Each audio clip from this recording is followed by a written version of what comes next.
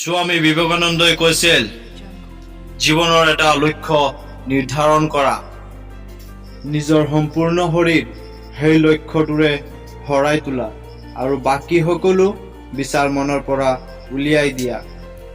এয়াই সফলতাৰ মূল মন্ত্ৰ। আমি বহুতেই ডক্টৰ APJ আব্দুল কালামক নিজৰ আদৰ্শ হিচাপে মানো, কিন্তু তেওঁৰ আদৰ্শ কোন আছিল জানেনে? ডক্টৰ আব্দুল কালাম আজাদ, সুভাষ চন্দ্ৰ বসু, লাল বাহাদুৰ শাস্ত্ৰীকে আদি কৰি বহু গুণী জ্ঞানী ব্যক্তিৰ আদৰ্শ আছিল স্বামী বিবেকানন্দ। এবাৰ স্বামী বিবেকানন্দই এখন নদী পাৰ হবৰ বাবে নদীখনৰ পাৰত ৰৈ আছিল। তেনেতে এজন সাধু আহি উপস্থিত হল আৰু সুধিলে, তুমিয়েই স্বামী বিবেকানন্দ হয় নেকি? স্বামীজীয়ে ক'লে, হয়, মই স্বামী বিবেকানন্দ। মই নদীখন পাৰ হবৰ বাবে নাৱৰ অপেক্ষাত আছো।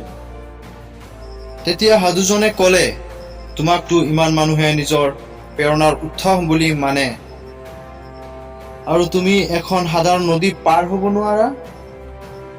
মই দেখুৱাই আছো চোৱা বুলি কৈ সাধুজনে খোজকাঢ়ি নদীখন ইপাৰৰ পৰা সিপাৰ হৈ দেখুৱালে আৰু ক'লে, চোৱা, মোৰ ওচৰত ইমান শক্তি আছে, প্ৰতিভা আছে, জ্ঞান আছে, তথাপিও মোক কোনোৱে চিনি নাপায়। কিন্তু তোমাৰ ওচৰত একো শক্তি নাই, জ্ঞান নাই, তথাপিও তোমাক সকলোৱে চিনি পায়। স্বামীয়ে মিচিকিয়াই সুধিলে, তোমাক এই বিদ্যা আয়ত্ত কৰিবলৈ কিমান সময় লাগিছিল? সাধুৱে ক'লে, 15 বছৰ। এনেতে স্বামীজীৰ নাওখন আহি পালে আৰু স্বামীজীয়ে সাধুজনকো নাৱত বহুৱাই ললে।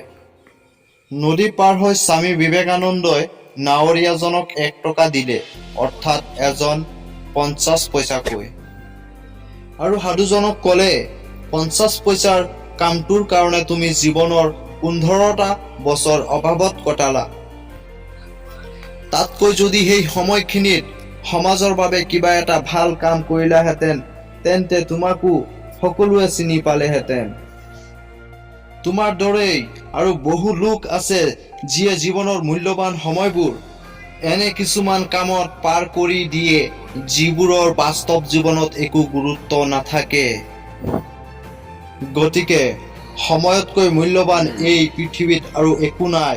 যদি সময় নষ্ট, তেন্তে জীৱনো নষ্ট। এবাৰ স্বামীজী গুৰু ৰামকৃষ্ণ পৰম শংকৰৰ সৈতে এফালে গৈ আছিল।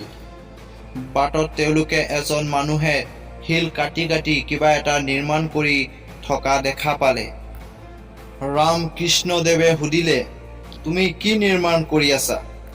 মানুহজনে ক'লে, মই এজন ৰজাৰ মূৰ্তি নিৰ্মাণ কৰি আছো। ৰামকৃষ্ণ পৰম হংসই সুধিলে, তোমাৰ ওচৰত ৰজাৰ কিবা ফটো বা চিত্ৰ আছে নেকি? মানুহজনে নাই বুলি কোৱাত ৰামকৃষ্ণ পৰম হংস আচৰিত হল। তেতিয়া মানুহজনে ক'লে, যদিও ৰজাজনৰ ফটো মোৰ হাতত নাই, কিন্তু তেওঁৰ ছবি মোৰ মনত স্পষ্টকৈ খোদিত হৈ আছে। এয়া কৈয়েই তেওঁ সঁচাই এজন ৰজাৰ সুন্দৰ মূৰ্তি নিৰ্মাণ কৰি উলিয়ালে। এই সকলো ঘটনা দেখি স্বামীজীয়ে জীৱনৰ এটা ডাঙৰ প্ৰশ্নৰ উত্তৰ পালে। যদি জীৱনত কিবা এটা পোৱাৰ ইচ্ছা প্ৰবল হয় আৰু তাৰ ছবি মনৰ ভিতৰত স্পষ্টকৈ খোদিত কৰি লোৱা হয়, তেন্তে সেই লক্ষ্যত উপনীত হোৱাটো নিশ্চিত।